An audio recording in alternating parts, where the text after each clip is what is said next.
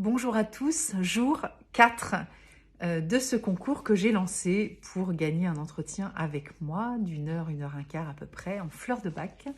Et donc pour ça, il faut s'inscrire sur Instagram, à mon compte, taguer 2 personnes et jouer le jeu aussi de témoigner sur son émotion du jour, l'émotion positive ou négative. Et c'est intéressant aussi de comprendre en quoi je vois du positif ou du négatif. En tout cas, si c'est l'émotion du jour, c'est pas forcément l'émotion, alors je parle souvent des émotions prépondérantes, mais celle qui m'a le plus marquée, en tout cas celle qui va parler de mon émotionnel, qui me semble intéressante aussi à partager. Encore une fois, on s'en fiche du contexte, mais bon, je vais vous parler de quelque chose aujourd'hui.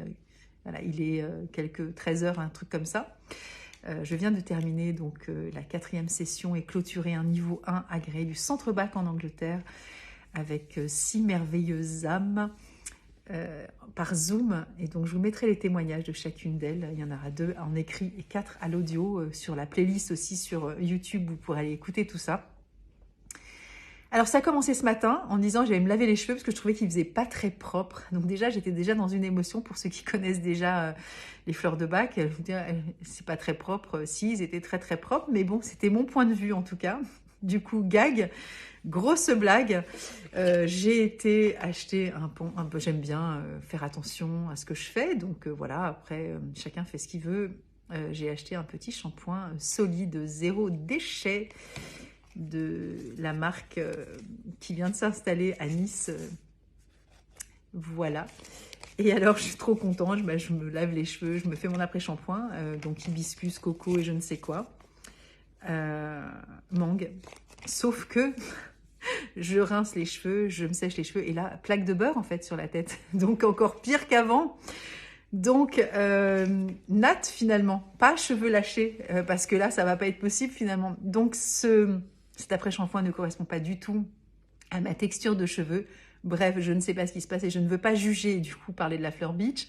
Mais là j'ai parlé de la fleur crabapple. La fleur crabapple, elle nous parle de cette notion de dégoût, de saleté, de quelque chose qui me dérange et je voudrais retirer. Et en fait, je viens vous parler, non pas de mes cheveux, dont vous tapez foutrement, et vous avez bien raison. Je vous parle de la fleur crabapple, de cette notion que j'ai eue, moi, déjà dès ce matin, en me disant, mais c'est pas possible, je devrais me laver les cheveux. Ça fait pas très propre, ça fait pas très net.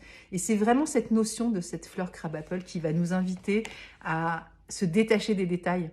C'est-à-dire que si j'avais été vraiment OK, j'aurais fait déjà la natte dès ce matin sans me laver les cheveux, alors qu'ils étaient propres d'une certaine façon. Mais je ne sais pas pourquoi. Pour moi, j'avais décidé que voilà, j'avais envie d'autre chose. Eh bien, l'expérience m'a prouvé que finalement, non, en fait. Donc, j'ai pas encore pris la fleur parce que je me suis marrée. Je me suis dit, bon, allez, du coup, ça va être la fleur du jour. Et c'est pas très grave en soi, donc vous allez me dire, on va pas prendre une fleur à chaque fois qu'il y a un truc qui ne va pas. Évidemment, pour moi, le sujet de ce concours et de me mettre à nu devant vous émotionnellement, c'est juste de vous apprendre les fleurs de bac. Évidemment, vous pensez bien que c'est émis de parler de moi, parce que c'est plus facile de parler des fleurs d'extérieur, de dire le crabapple, c'est la fleur du... Mais quand on le rattache à quelque chose de concret, à une situation qui est réelle, auquel peut-être certaines personnes d'entre vous pourront faire référence, eh bien, ça vous peut-être vous percutera un peu plus sur l'utilité de prendre cette fleur ou pas, dans certaines situations ou pas. Évidemment, ça n'est pas grave en soi et on peut tout à fait gérer des émotions de dégoût et de cette notion de vouloir améliorer les choses parce que ça ne fait pas propre, ça fait pas net, ça fait sale, sur des moments de vie qui n'ont pas d'incidence en soi. Ça va pas m'empêcher de terminer ma journée. Mais voilà, c'est l'occasion aussi pour moi, évidemment, ce concours de ces 25 jours et puis de vous offrir cet entretien avec moi, d'y voir un peu plus clair sur certaines fleurs, en tout cas des aspects que vous n'aurez peut-être pas forcément saisis.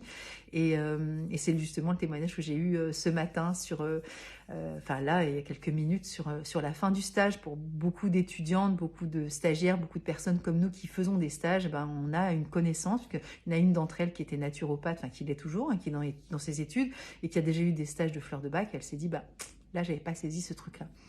Les stages, ça sert à ça. Et donc, à ce propos, sur ces 6 étudiantes, il y en avait 5 qui étaient venues grâce à Internet et qui me suivent sur les réseaux sociaux. Donc, je vous cache pas un peu la joie que j'ai. Du coup, c'est une émotion du jour. Et ça n'est plus crabapple, évidemment. Je suis passée à autre chose depuis très longtemps, depuis ce matin.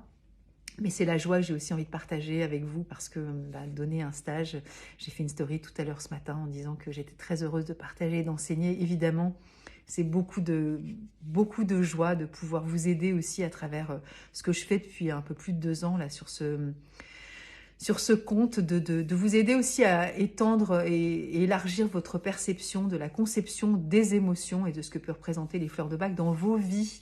Voilà, voilà. Donc, écoutez, je vous invite à écrire un petit truc aussi aujourd'hui.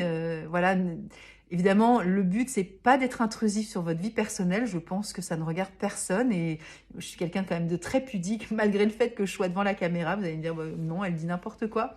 Mais en fait, vous me connaissez pas. Voilà, voilà. Vous savez pas du tout qui je suis et je ne montre pas tout à tout le monde. Et c'est pas parce qu'on me connaît et qu'on me côtoie aussi dans la réalité du quotidien qu'on croit forcément de savoir qui je suis.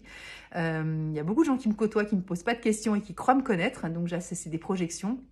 Et encore une fois, je suis quelqu'un de très pudique et qui ne vais pas forcément me livrer. Donc, je peux me livrer là parce que j'ai un rôle, entre guillemets, à mon sens voilà, de guillemets, mais d'enseignante, et j'ai envie évidemment de vous partager les fleurs de bac, mais je ne vais pas forcément vous parler de ma vie personnelle. Et lorsque je vous parle d'émotions, des fois je chante un peu en expliquant autre chose pour ne pas vous parler de ma vie en fait, et moi de ne pas non plus m'exposer, parce que le but c'est pas de m'exposer. Le but c'est d'être un éveilleur, on va dire, de conception, de croyance par rapport aux émotions, par rapport au travail de bac, par rapport à l'utilité ou pas d'expérimenter les fleurs de bac, en tout cas d'en être éveillé, de se dire « Ah tiens, c'est intéressant, je n'avais pas vu les choses sous cet angle-là, je ne savais pas que les fleurs de bac c'était ça. Ah tiens, ça me donnerait peut-être envie d'essayer. » C'est ça mon rôle. Donc il n'y a pas évidemment dans ce cadre-là aussi de ce concours, quand je parle de mon émotion du jour, pour vous inviter évidemment à témoigner ces témoignages-là, ces brefs textes. Et merci à toi Vanessa qui a écrit ce petit texte sur Star of Bethlehem, sur l'arrêt du tabac. Fabuleux parce que voilà, on a déjà beaucoup communiqué là-dessus, mais c'est mon expérience et j'ai fait aussi des vidéos dessus sur YouTube. Ce qui me semble le plus merveilleux, c'est de vous accompagner, de vous sentir aussi serein et en paix en fonction de ce que vous vivez. Et des fois, on est serein et en paix sans prendre de fleurs de bac. Et tant mieux, je vais vous dire. Mais il y a des moments où on ne se rend pas compte que, même dans cette forme de sérénité et d'apaisement, il y a peut-être des zones d'ombre chez nous. Et ces zones d'ombre, elles peuvent être aussi soutenues par les fleurs de bac. Et O'Malley apparemment est super d'accord. Et donc voilà, écoutez, je vous souhaite une bonne journée et je vous dis à demain.